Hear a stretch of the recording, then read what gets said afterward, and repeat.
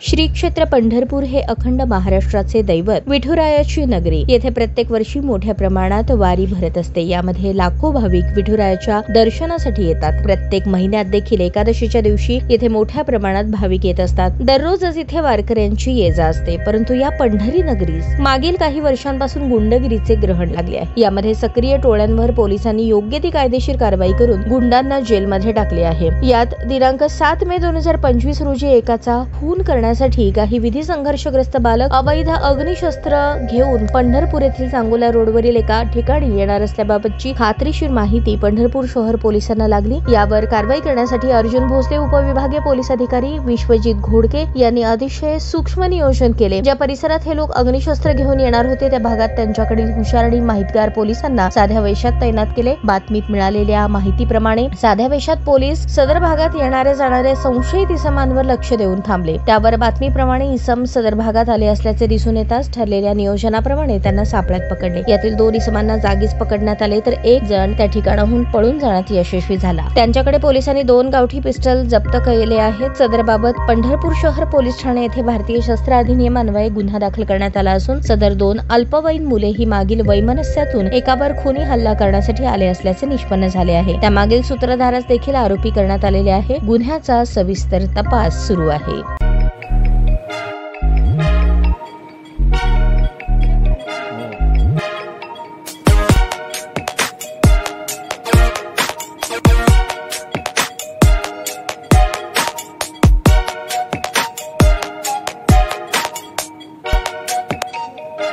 सोलापूर शहरातील सुप्रसिद्ध हॉस्पिटल म्हणजे सेंट्रल मल्टी स्पेशालिटी हॉस्पिटल मागील अनेक वर्षापासून सेवा बजावत आहे. 24 तास इमर्जन्सी सर्व्हिस, मॉडर्न टेक्नॉलॉजी, अनुभवी डॉक्टर्स तसेच अत्याधुनिक तंत्रज्ञान सुविधांनी सुसज्ज स्त्रीरोग प्रसूती विभाग, ऑर्थोपेडिक विभाग, मेडिकल विभाग आणि इतर एकमेव नाव म्हणजे सेंट्रल मल्टी स्पेशालिटी हॉस्पिटल.